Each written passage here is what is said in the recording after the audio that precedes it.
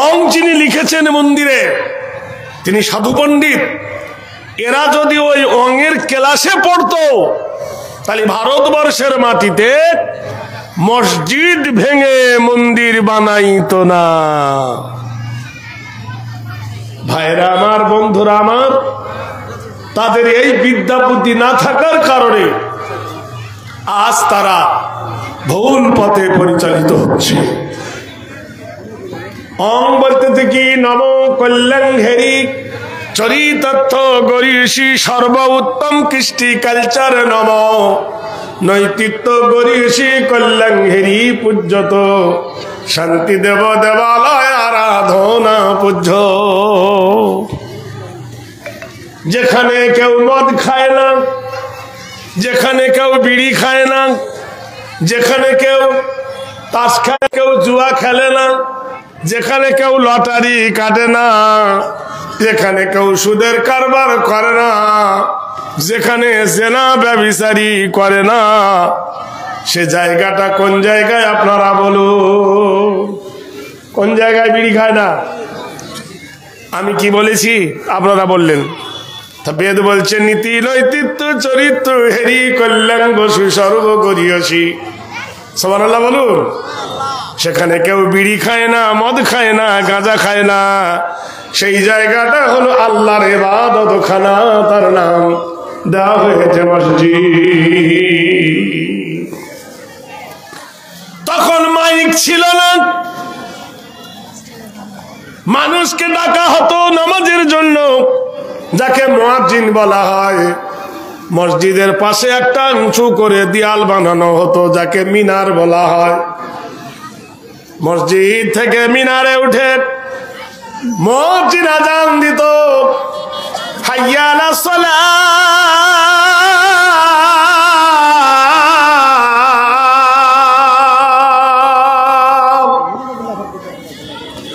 মসজিদে ওই হচ্ছে আযান, চল নামাজে চল, অন্তরে তুই শান্তি পাবি, বুকে পাবি বল। মুয়াজ্জিন যখন আযান দেয় মসজিদের পাশে, ওই জায়গাটার নাম হলো মিনার। মিনারের প্রথম অক্ষর হলো মো, আর যিনি আযান দেন মুয়াজ্জিন, তার প্রথম অক্ষর মো। আর মিনারটা হলো মসজিদের গায়ে, তার প্রথম অক্ষর মো।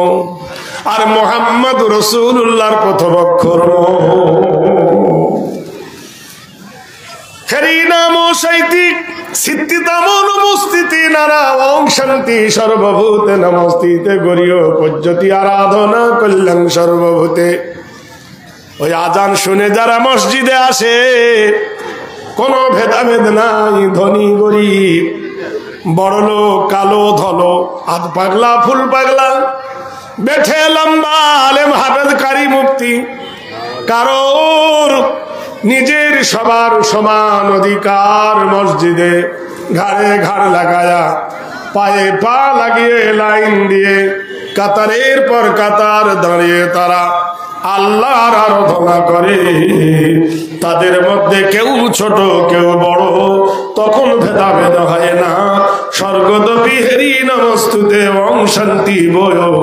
তাদের সামনে একজন ইমাম দাঁড়ান, ইমামটা হলো মৌলবী, মাওলানা, মুন্সি। আর যে জায়গায় দাঁড়ায় জায়গাটার নাম হলো মেহরাব। মেহরাবের প্রথমে মো, মাওলানার প্রথমে মো। আর পিছনে যারা দাঁড়ায় তারা হলো মুসল্লি, মুসল্লির প্রথমে মো। নারায়ে তাকবীর। মসজিদের ভিতরে একটা জায়গা আছে, 3টে ধাপ। যে ধাপের কথা বলা হয় মেম্বার।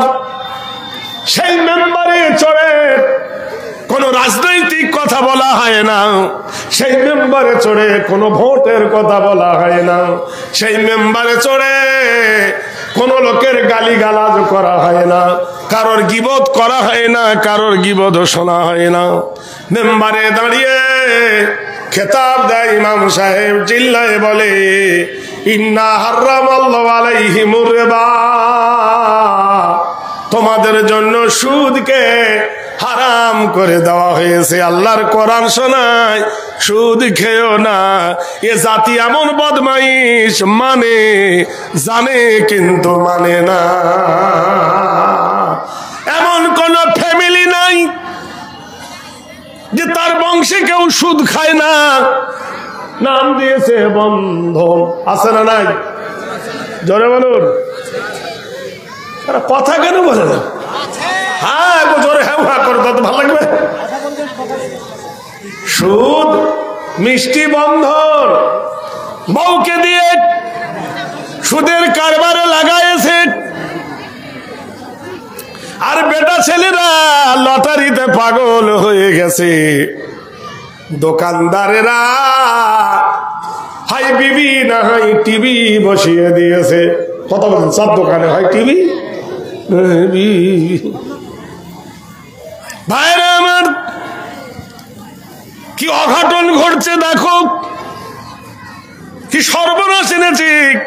মসজিদের ইমাম সাহেব ভাতা নিচ্ছে, মুয়াজ্জিনকে ভাতা দিচ্ছে,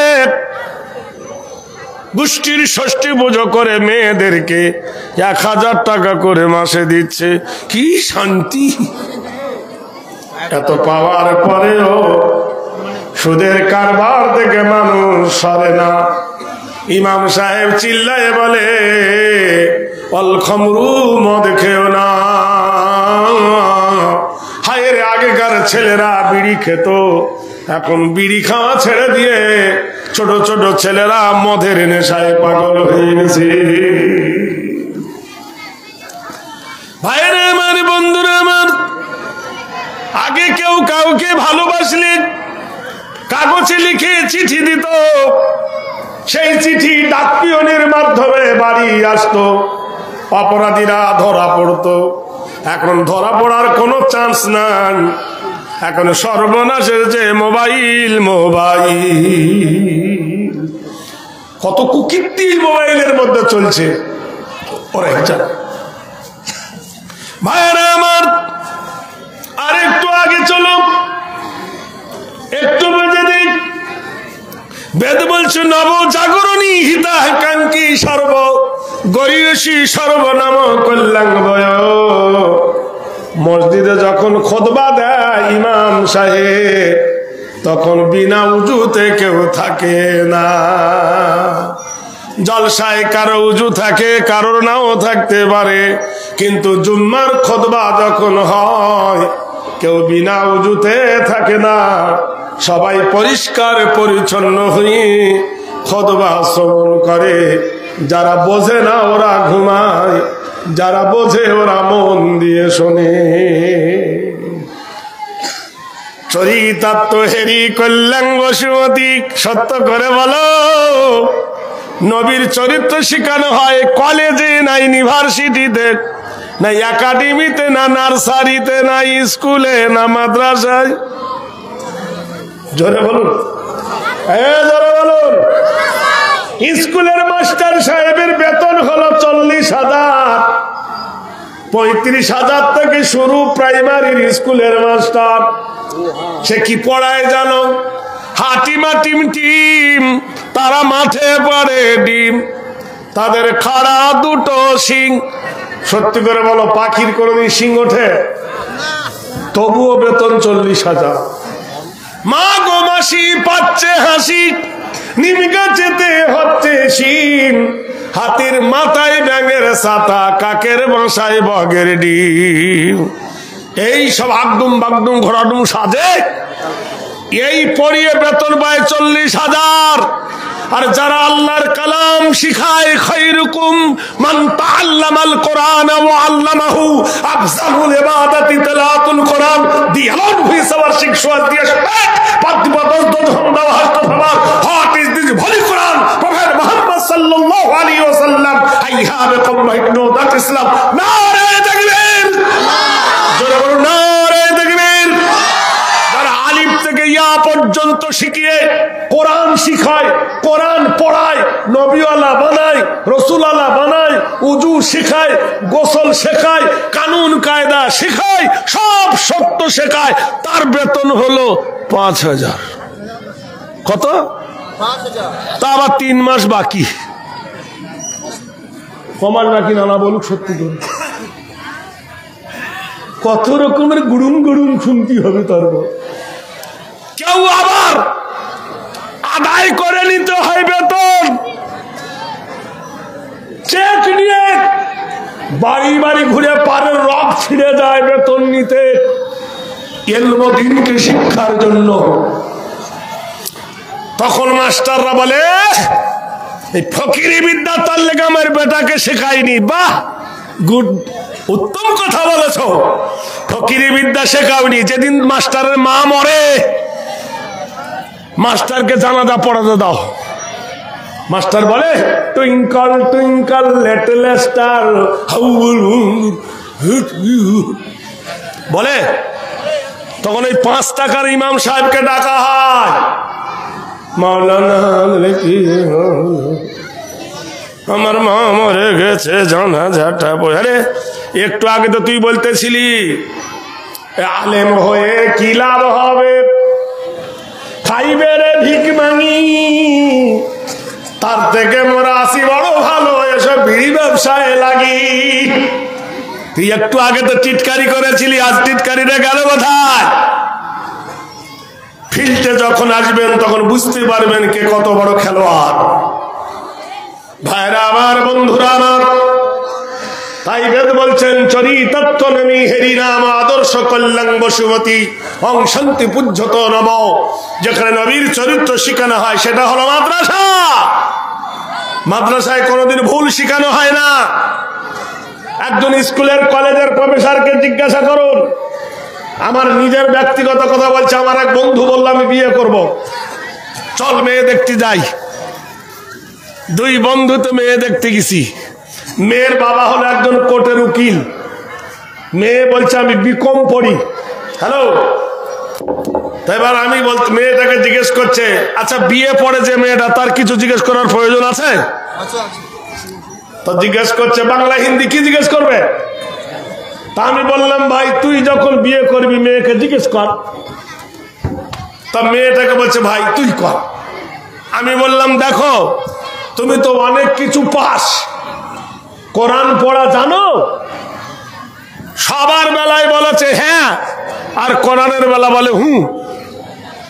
আমি বললাম যদি তুমি পড়ে থাকো তো সূরা ইখলাসটা পড়ো তো। কে জানে না সূরা ইখলাসটা? ও তখন পড়ছে আলহামদুলিল্লাহি রাব্বিল আলামিন আর রহমানির রহিম মালিক ইয়াউমিদ্দিন।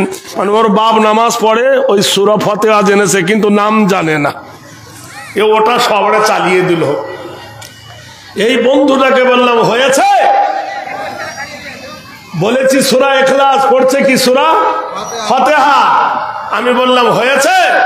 তা আমার বন্ধুটা বলল হ্যাঁ হয়েছে, শালাও জানে না। কথা চিন্তা করে দেখো।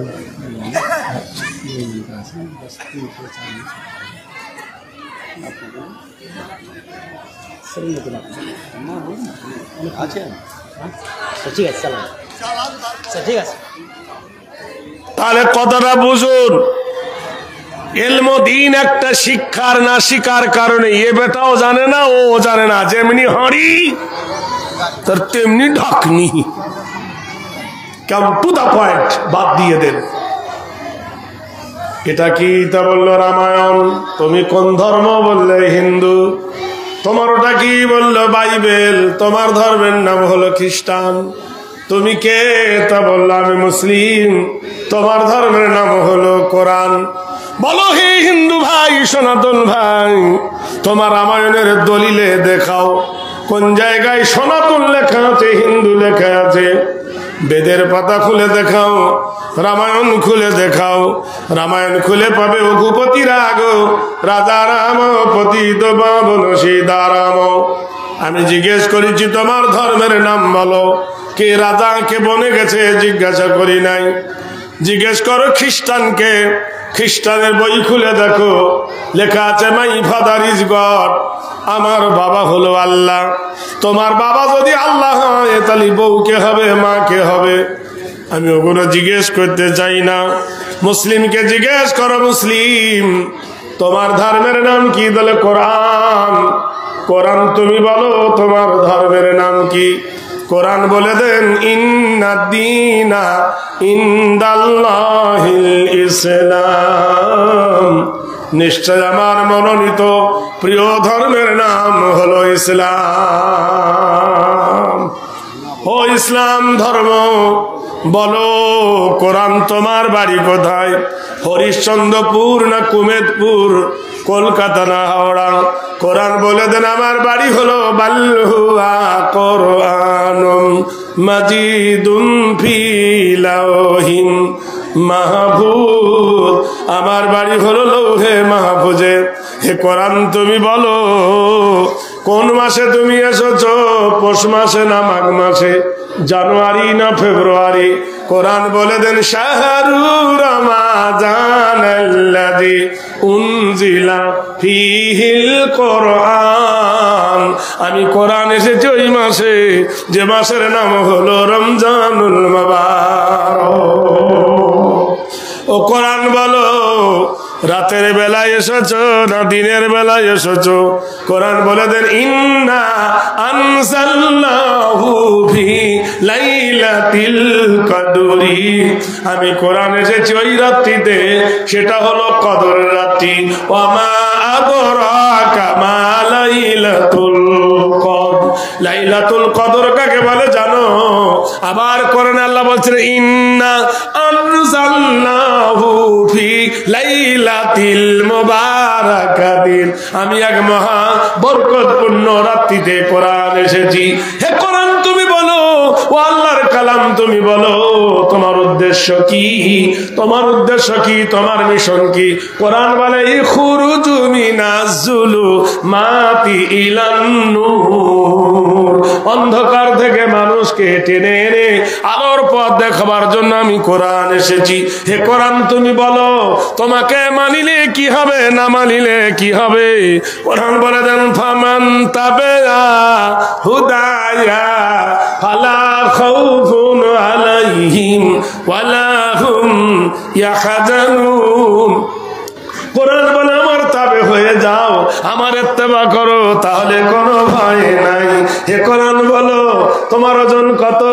কোরআন বলে দেন লাও আনজালনা হাযাল কোরআন আলা জাবালিল লারাইতাহু খাশিয়াম মুতাসাদ্দিয়াম মিন খাশিয়াতিল্লাহ। এই কোরআন যদি নাজিল করা হতো কোন পাথরের পাহাড়ের উপরে, পাথরের পাহাড় সহ্য করতে পারতো না, মহান আল্লাহর ভয়ে ধ্বংস হয়ে যেত। হে কোরআন কার উপর নাজিল হয়েছে? নাযালাহু আলা মুহাম্মদ, ওই নবীর উপরে মিম দাল মুহাম্মদ, ওই নবীর উপর আমি কোরআন নাজিল হয়েছি।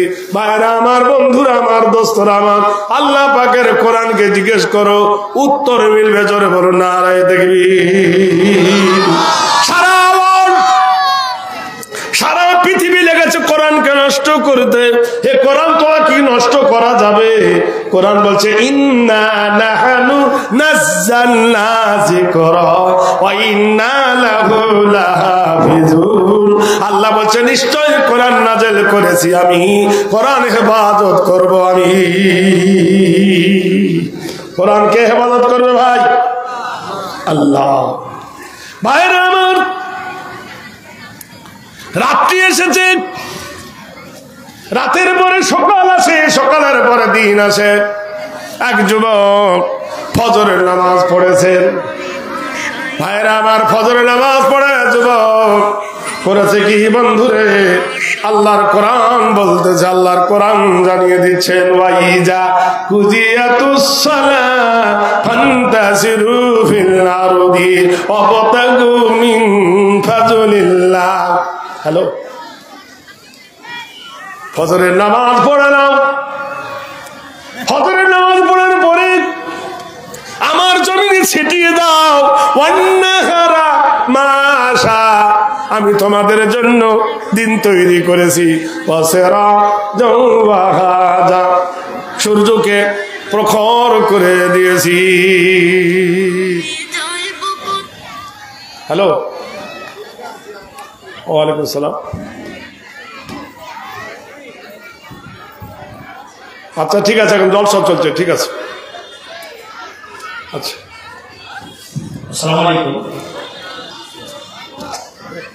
2 থেকে 3 মিনিট আপনাদের মৌলানার বক্তব্য বিরতি রেখে মেহমান এসেছেন, আপনাদের সঙ্গে কিছু কথা বলবেন। আপনারা চিনছেন সবাই, আমি আর আপনার পরিচয় দিতে চাই না, তিনি আপনাদের সামনে এসে কিছু কথা বলবেন। আসসালামু আলাইকুম। আমি ক্ষমা প্রার্থী, এর মধ্যে আমার বলাটা ঠিক নাই, তো জাস্ট যেতে হবে আর কি। তো আমি কিছুদিন আগে এই মাদ্রাসায় এসেছিলাম, আমাদের একটা ইসলামিক সভা ছিল, সেখানে আমি দেখেছি, আমি ঘুরেও দেখেছি দিনাজের জোলের একটা সমস্যা ছিল, ওটা আমি বললাম সাবমার্সাল 6 লক্ষ টাকা ওটা দিয়ে দিয়েছি আপনাদের হয়ে যাবে ইমিডিয়েটলি। আর একটা প্রধান সাহেব ডিস্ট্রিবিউট করে রেখেছে একটা ট্রেনের এখানে খুব জরুরত, সেটা প্রায় 25 লাখ টাকার মতো আছে। ওটাও ইনশাআল্লাহ কথা বলে নিয়েছি। আবার আমরা মঙ্গলবার ডেট করেছি, আমরা মঙ্গলবার যাব, ওটাও হয়ে যাবে। আর বিশেষ কিছু বলার না, দুয়াই মনে রাখবেন। সবাইকে ধন্যবাদ। আসসালামু আলাইকুম। আমাদের এই জেলা পরিষদের বিধায়ক আমার এই বাবু সোনা বুলবুল খান, তিনি এই মাদ্রাসার অগ্রগামী করার জন্য যে কথাটা বললেন আপনারা শুনলেন, আর তিনি নগদ 5,000 টাকা মাদ্রাসার জন্য তিনি দান করেছেন। আল্লাহ তার বারাকাল্লাহ হায়াকাল্লাহ, আল্লাহ পাক যেন তার হায়াতে দারাজ করেন, আল্লাহ তার জানে মালে যেন বরকত দেন, বলুন আমিন। ওয়ালাইকুম আসসালাম ওয়া রাহমাতুল্লাহ।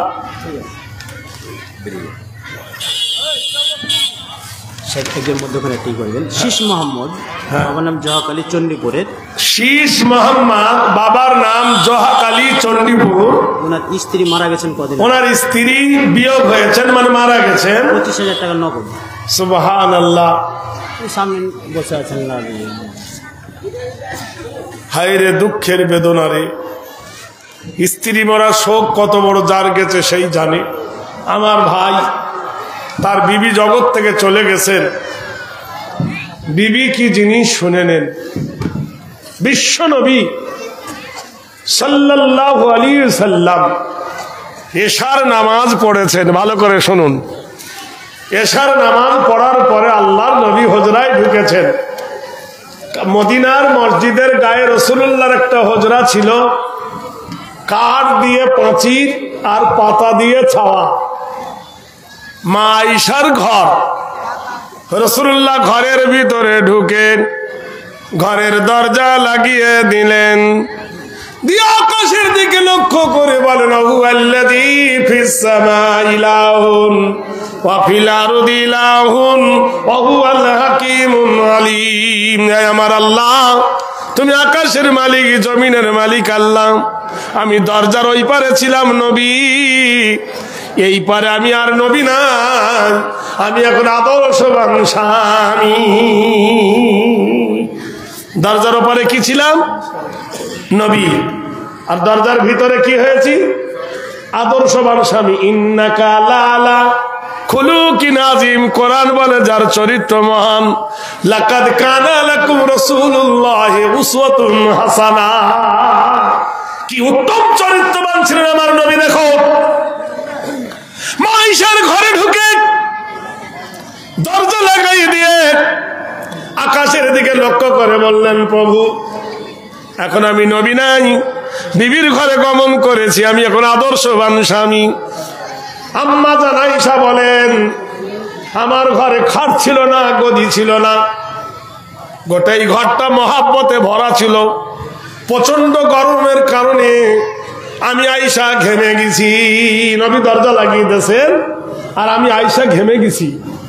আল্লাহর নবী মাথার পাগড়িটা খুলে, রুমালটা খুলে, উশনিটা খুলে, আমি আয়েশা বাম হাতে আমার ঠুড্ডিটা ধরে, ডান হাতে নবী আমার মুখটা মুছায়ে দিলেন।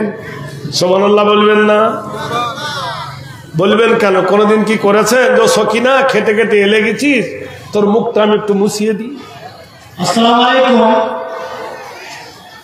দুঃখের কথা, আমরা খাওয়ার ব্যবস্থা করেছিলাম। বিগত জালসা থেকে আমরা প্রায় 4 কুইন্টাল মাংস বেশি করে এনেছে। তারপরেও খাবার দাবার শেষ হয়ে গেছে, ডেলিকেট অনেক ভাই কেটেছেন বা কার্ডও আছেন ওনাদের হাতে, কিন্তু শেষ হয়ে যাওয়ার কারণে তাদেরকে আর ব্যবস্থা দিতে পারছেন না। আপনাদের অনুরোধ করে বলছি, এটা একটা প্রতিষ্ঠান, হাঙ্গামা করবেন না। যদি আপনি কার্ড কেটে থাকেন, ডেলি কার্ড কেটে থাকেন, তাহলে আপনি পয়সা ফেরত নিয়ে নেবেন, বা আপনি শাকসবজি যা আছে যা পাবেন তা দিয়ে আপনি খেয়ে ওখান থেকে বিদায় নেবেন। অনুরোধ করে আপনাদের বলছি, আপনারা সেই জায়গায় যিনারা ব্যবস্থায় আছেন তাদের সাথে কোনো হট্টগোল করবেন না। এটা আপনাদের সামনে অনুরোধ করে বলছি। আপনি যদি ডেলিকেট কেটেছেন, আপনি যদি মাদ্রাসার স্বার্থে যেটা দান হয়ে যাবে আপনার, আপনি ছেড়ে দিতে পারেন। আর যদি বলেন না ছাড়বো না, তো আপনি পয়সা ফেরত নিয়েন, কিন্তু আপনি সেখানে হট্টগোল করেন না দাদা। আর যিনারা ভাইদেরকে কার্ড দিয়েছিলাম, দাওয়াতনামা দিয়েছিলাম, আপনারকে আমরা ব্যবস্থা দিতে পারলাম না, এটা আপনার কাছে দুঃখ, আপনার কাছে আমরা ক্ষমা চাইছি কমিটি বা শিক্ষক হিসাবে। আসসালামু আলাইকুম। ভাইরা আমার, বন্ধুরা আমার, বিশ্বনবী সাল্লাল্লাহু আলাইহি ওয়াসাল্লাম আম্মা জান আয়েশার মুখটা মুছিয়ে দিলেন। আদর্শ দেখুন, মা আম্মা জান বলেন আমি হেসে ফেলে দিয়েছি। আল্লাহ রাসূল আমার কপাল মোবারক একটা চুম্বন এঁকে দিলেন।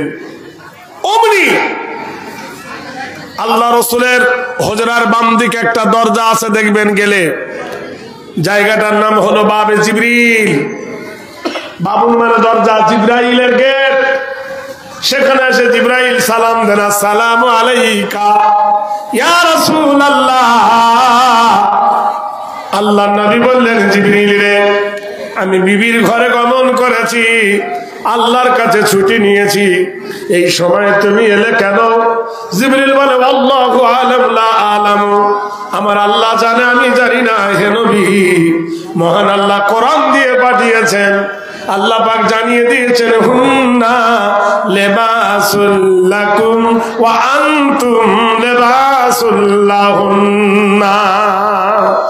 নারী হলো পুরুষের সম্পদ, পুরুষ হলো নারীর সম্পদ, নারী হলো পুরুষের পোশাক, পুরুষ হলো নারীর পোশাক।